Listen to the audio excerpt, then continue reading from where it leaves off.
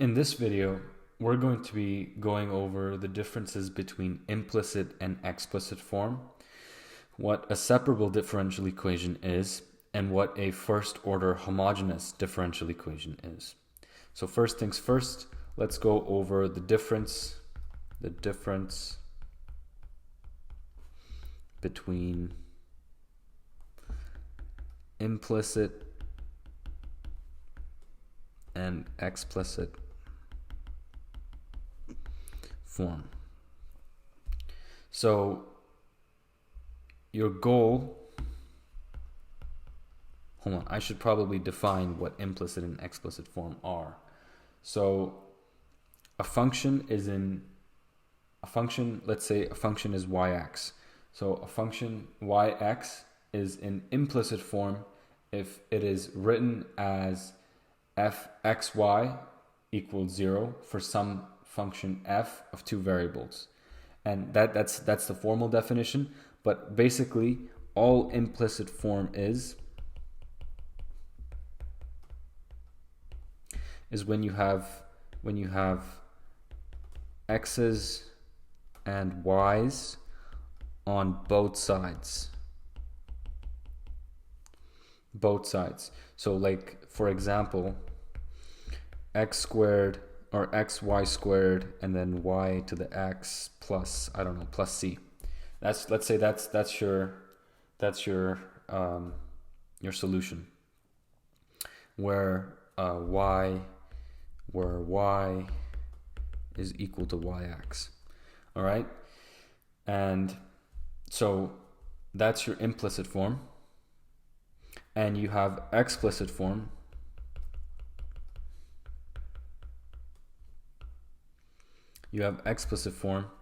when it's just in terms of y. So when your solution to the differential equation so just saying yx is the solution to the differential equation. But anyways, so explicit form is when your solution to the differential equation is something like y equals fx. So it's where with the y is on one side and all your x is on the other side. All right, so for example, you we could have y equals x squared, right? Whatever. That could be that's an explicit form because all the y's are on one side and all the x's are on the other side. And so your goal should be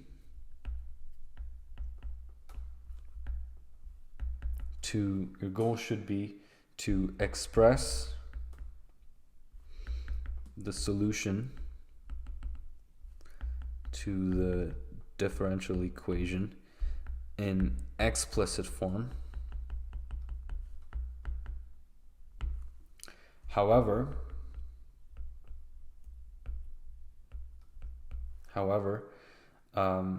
you can leave your solution in implicit form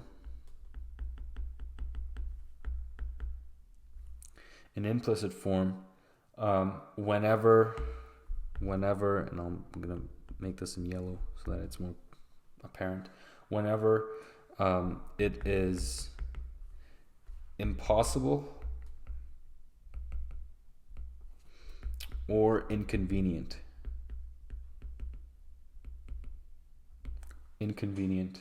to express the solution in explicit form. Okay, and then one more thing, you can still apply initial conditions to implicit form.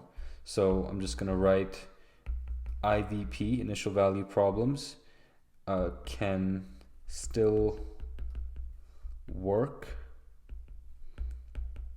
for implicit form.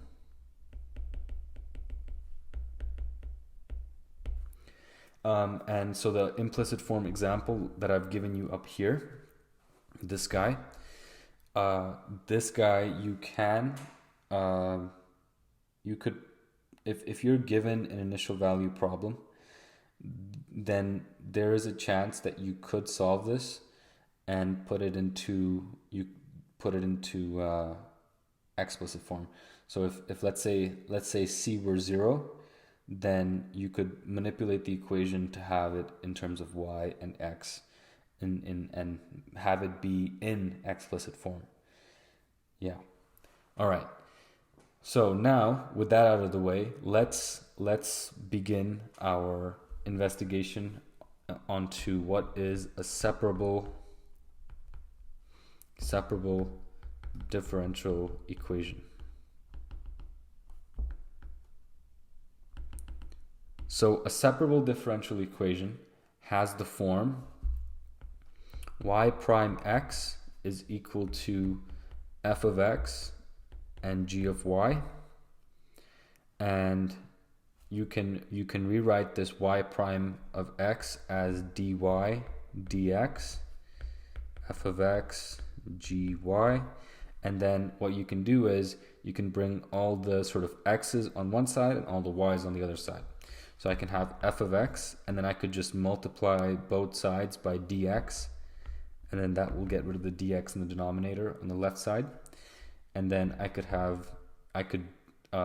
multiply by 1 over gy on both sides, and I'll get rid of the gy on the right side, and then I'll have gy like so.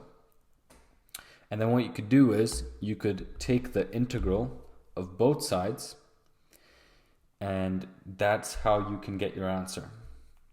So let's do an example, because you're probably bored by now from taking all these notes.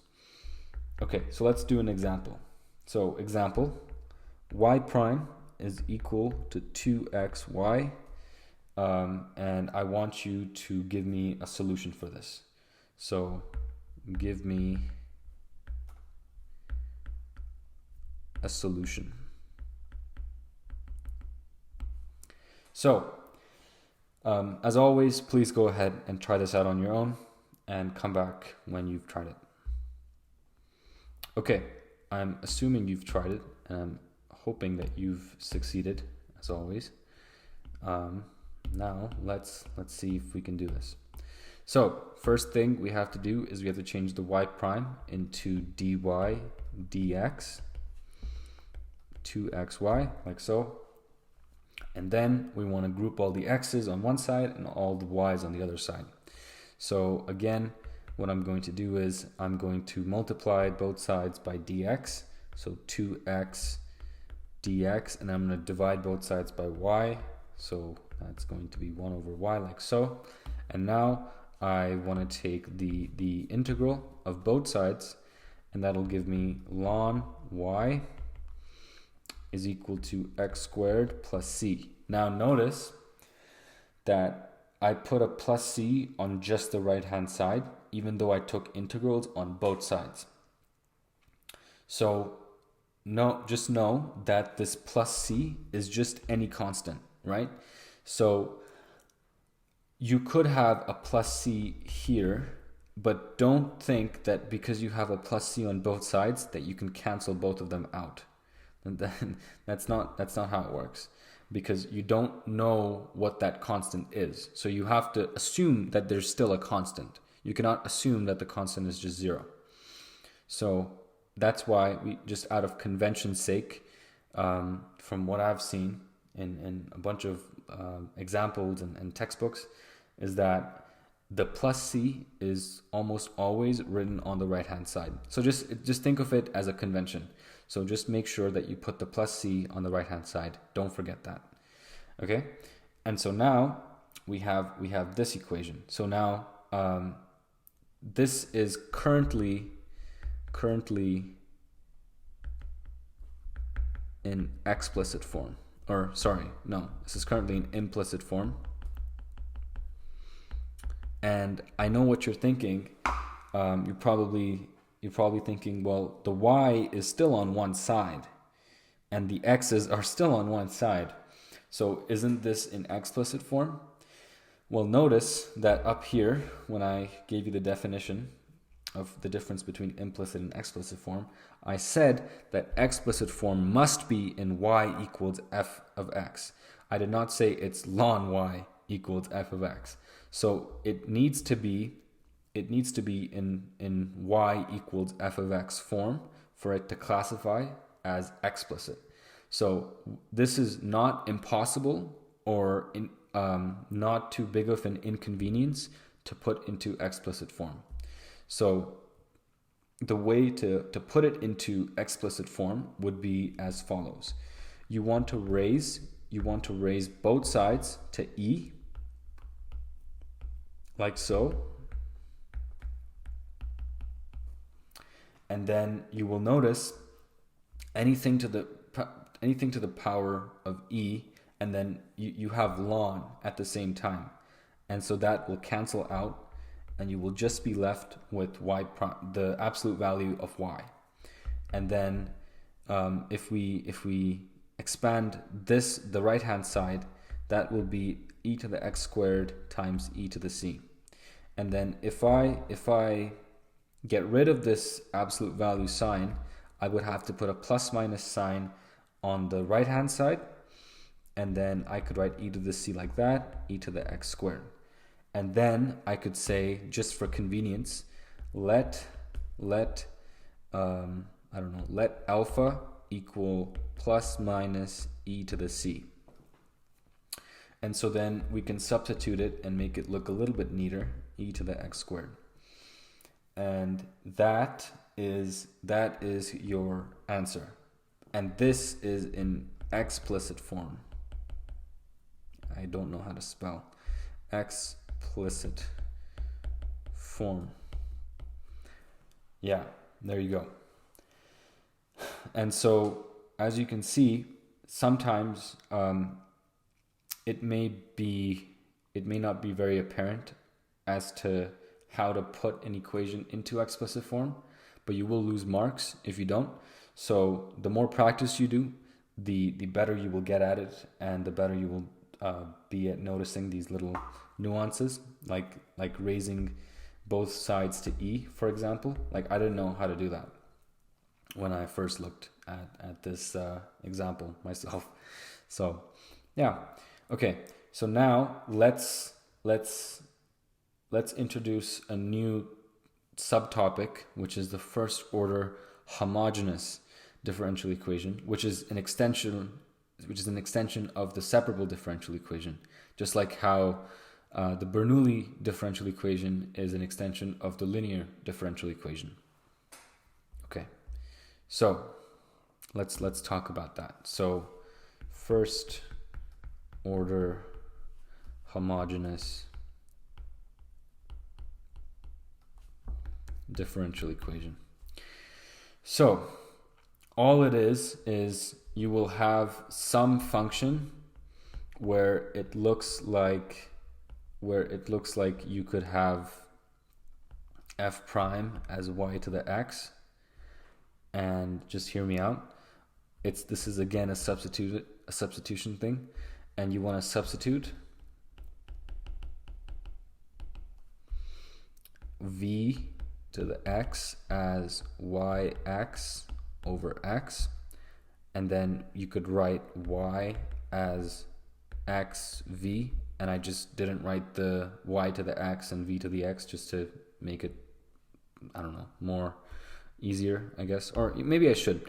Here, I'll write the y's and x's, x, v, x. Okay, and now if you take the derivative again, you will get with respect to x, you will get v to the x, because the x this is a product rule, and then x v prime x. This is by product rule. Just saying. So that's your substitutions, and now all it is basically you will get some weird equation, where you will have to make this substitution, and then it won't look initially like a separable differential equation, but once you've made the substitution, then it will start looking like a separable differential equation, and then you can just solve it like the previous example, and then you would have to substitute in the last step again to make sure that it is in terms of y and x. Okay, so let's do this. So let's give you an example. I'll give you two examples just to be sure. So example, dy dx is equal to y plus 2x over 2y minus x, such that x is greater than 0. As always, please go ahead and try this on your own. Okay, I've assumed that you've tried this out on your own, and now we're going to begin solving this equation. Yeah, actually, let me put this on a new page just to be a bit more clear, so it'll flow. All right. Okay, so this may not seem very apparent on how you should solve this, but again, the substitution that we want to put in is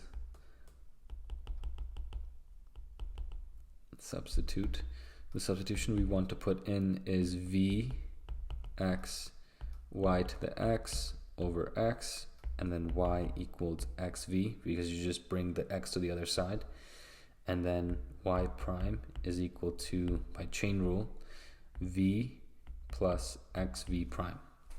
Okay, so it may not seem very apparent on how you should do this, but basically the idea is if we divide both top and bottom by the same thing, then that's allowed. So let's do that. So think about what we're trying to substitute. We're trying to substitute y over x, right? So let's try and make y over x by basically multiplying both top and bottom by 1 over x, and that we're just 1 over x over 1 over x is just 1, so that's allowed, right? We can do that. So if we do that, then we get y over x plus 2 over 2 times y over x minus 1 is equal to dy dx. And then what we want to do is, actually, let's replace dy dx by y prime of x, and then that's good. So then we know that vx is going to be substituted as y over x. So then we could write y over x as v, and just to be very clear, I'm going to write it in terms of x plus 2 over 2vx minus 1. And then y prime x, well, we could write this as vx plus x v prime x. And so now this seems kind of more ugly, if anything, but just wait and watch. So if we bring this vx to the other side,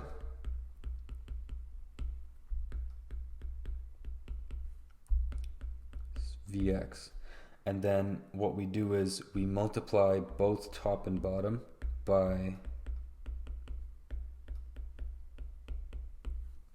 that, vx plus 2 minus 2vx squared minus and minus, that's just going to be 1vx over the same denominator, so 2vx minus 1 equals x v prime x. Okay, that looks disgusting. But what I want to do now is I want to make this look a little bit sleeker by just writing the v's as just v's instead of v to the x. So just know that v equals v to the x, okay, when I do this. So x equals v prime v plus 2 minus v minus 2v squared plus v over 2v minus 1. So x v prime is minus 2v squared plus 2v plus 2 over 2v minus 1. Okay? And now, as you can see, this is going to work because remember, v is in terms of x, right? This thing, vx. So we can express this v prime, as dv dx, right? And then we can just use the trick for what we did with separable equations, where we brought all the y's to one side and brought all the x's to one side and then integrated both sides. So we can do that here. All right, so let's do that. So let me switch to a new color. So x dv dx, right? And what I'm going to do is I'm going to divide here. I'm going to just copy this because I'm going to be lazy.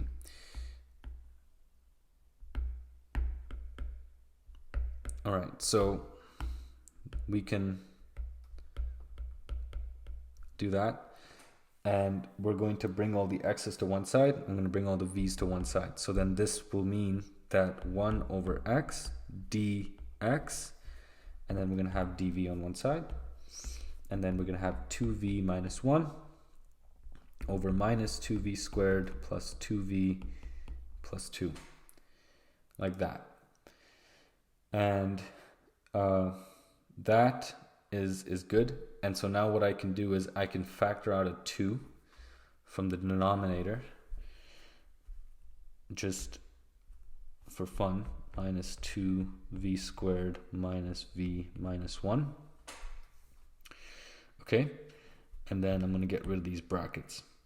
And now I'm going to integrate both sides. So this is now a separable differential equation, okay? Because we separated both v's and x's, and now we're integrating them, right? So on the left side, we're going to do a u sub where u equals v squared minus v minus 1, and then du is 2v minus 1. So du is the denominator, and dv, right? So du is this part and this part. And so then your integral becomes I'm going to bring the minus 2 here outside, just to be more clear, and then that you get 1 over u du, like so.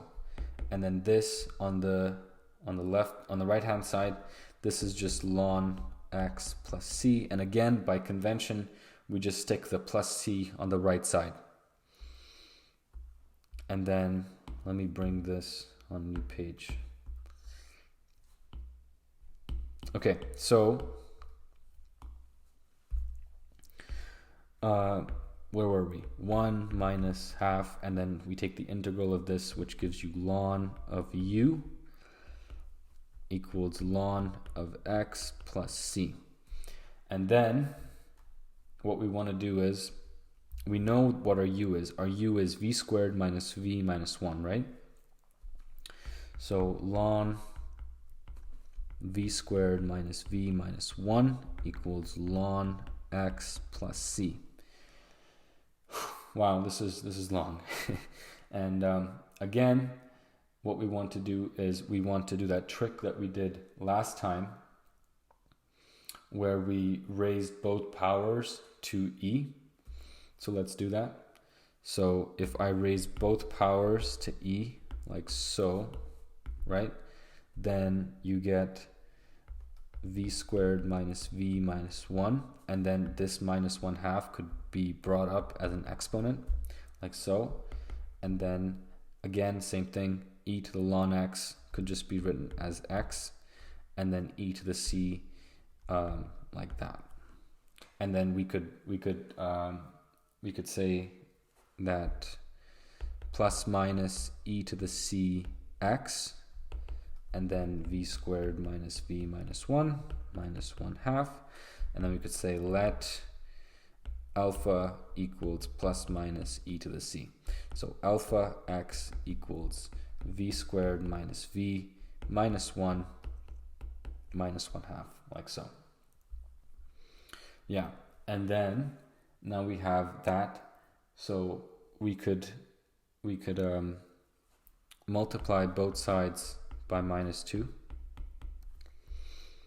and then we get a constant to the power of minus 2, and then x to the minus 2. And so all I'm going to say is let beta equal alpha minus 2, because I'm like that. I guess you don't have to do that, but I don't know, I like that. Okay, so and because we know that alpha is plus minus, we could actually even get rid of those absolute values, because those are being taken care of by the plus minus in the alpha. So yeah, and then so we could write this. So v squared minus v minus 1 equals beta x minus 2. And then we could say v squared minus v minus 1 minus beta x minus 2, and I'm just going to add a plus here, equals 0. All right, and then now we're trying to solve for v, right? Because v, we know v up here, if we go way up here, v is basically it's related to y, right? So once we have v, a solution of v in terms of v, then we can just multiply both sides by x, and we'll get the y. We'll get the y, the solution in terms of y. So then what we could do here is we could use a quadratic formula. Let me remind you, the quadratic formula is such that we could write it in terms of v. So v equals minus b plus minus b squared minus 4ac over 2a. And so then minus b, so then b is negative 1, so then that's just 1, plus minus b squared, again b is just negative 1, so that's just 1, and then minus 4, and then a is just 1, and then c is negative, right? C is negative this junk, so then I'm going to add a plus here, and then 1 plus beta x minus x to the power of minus 2 over just 2, like so. So that is the value of your b. And then we could say that if we expand this out, right?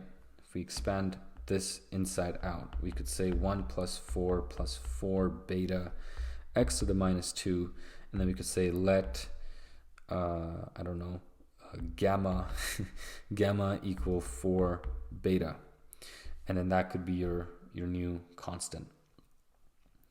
Okay, so then that being said, we could say 1 plus 4 is 5. So then, if my radical would work, thank you.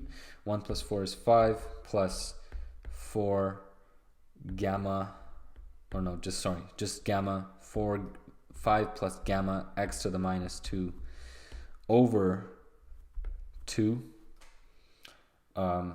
Yeah, that is the value of your v. And now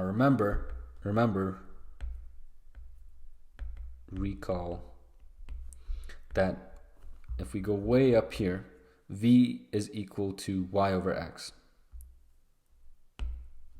V is equal to y over x. So then we could say, okay, well, y over x is this whole thing, right? And then so therefore y, which is in terms of x, is x over 2 1 plus minus 5 plus gamma x minus 2. And that's the value of your y-x. This is the solution to the differential equation in explicit form.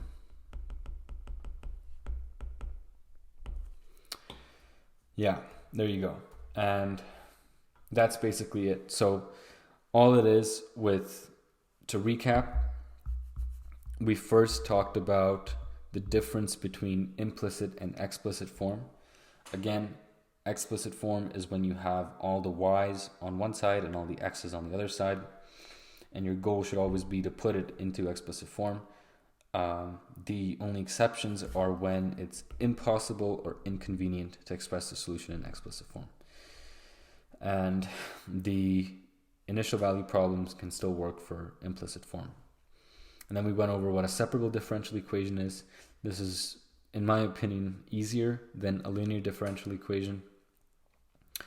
And then all it is you bring the x's to one side and the y's to the other side. You integrate, make sure the plus c is on the right side. And then you solve for y to an explicit form. And then we did an example. And then we talked about the first order homogeneous differential equation, where the first order homogeneous differential equation is just an extension of the separable differential equation, just like how the Bernoulli differential equation is an extension of the linear differential equation. And so all it is with the first order differential equation is you have to substitute v equals y over x, and then you usually have to manipulate the given equation in some way to make it yield y over x terms, right?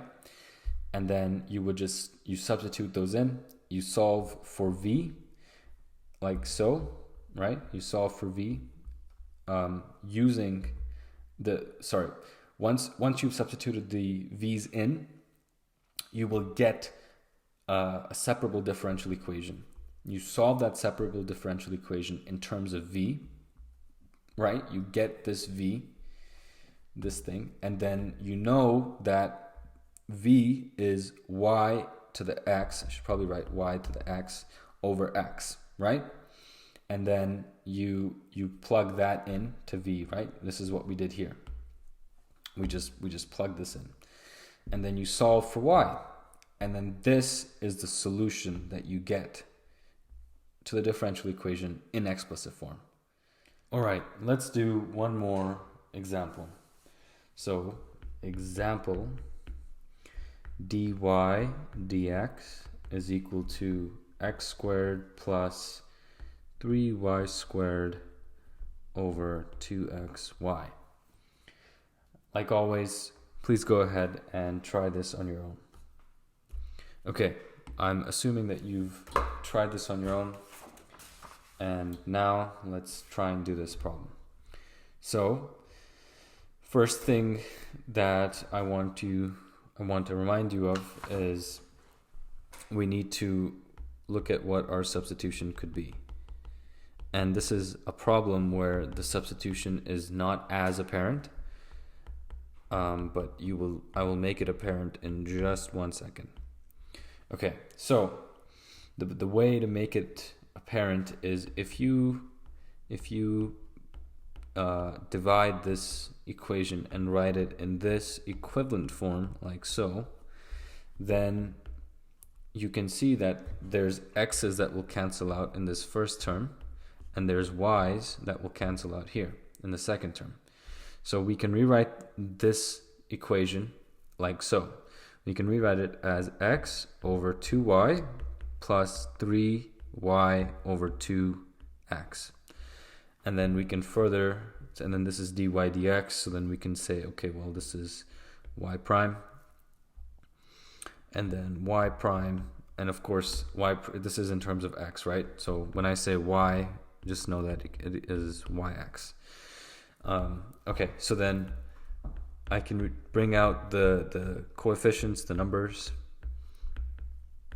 3 over 2, y over x, like that, right? And remember, our substitution was Vx equals Yx over x. And again, if you say that we're going to make that in terms of just y, then it's just Vx or xv, right? And then you take the derivative, and by the product rule, you get v plus x v prime. And just know that v equals vx and y equals yx, right? So then therefore y prime equals y prime x. All right. Yeah. Okay. So then in that case, we can now do our substitution. So substitute. So y prime becomes v plus x v prime, and then 1/2 times 1 over v plus 3/2 v, right? And then you can subtract both sides with v. So then you get minus v, and that will give you xv prime 1/2 1 over v plus 1/2 v. And then we can bring out this 1/2 like so, and then you get xv prime. And then from here, what we can do is we should rewrite this term in a more ergonomic sense, I guess. So then we can say 1 over v plus v, and then we can just multiply the v with v over v, right? Because that's just 1. And so then 1 plus v times v is v squared. Since we have the same denominator, we can just write it like that. So therefore this can be written as 1/2 1 plus v squared over v, like so. And then if I scroll down, then what we can do is just know that since v equals vx, then v prime must also equal v prime x. So therefore v prime x is dv dx, right? So then x is v prime is dv dx, 1/2 1 plus v squared over v, and then we can bring the x's to one side and we can bring the v's to the other side. So let's do that. So then we can write it as 2v over 1 plus v squared dv, and then 1 over x dx. And then this is now a separable equation, right? This up here is a separable differential equation. And so now we can just integrate both sides. And so as you can see, u is 1 plus v squared, and du is 2v dv. And so then you can rewrite that integral as 1 over u dv, 1 over u du, and then that is ln of u, absolute value of u, and then the right hand side, this is just ln absolute value of x plus c, right? We always write the plus c on the right side. And then we can substitute for u, since u is just 1 plus v squared, so ln x plus c. And since u is just 1 plus v squared, we can write ln of 1 plus v squared equals ln x plus c. And then we can raise both of these sides to the power of e, and we get 1 plus v squared equals our absolute value, and then absolute value of x, and then e to the c, right? Actually, I should be more clear. So when we take this step, we can write it as ln absolute value of x, and then multiplied by c, and then, because I'm running out of space, actually it's okay, we can just say anything e to the power of ln, that's just whatever the argument of ln is, e to the c, 1 plus v squared, like so. And then I'm going to bring it up here because I don't want to go to a new page. 1 plus v squared, and then absolute value of x, we can just write as plus minus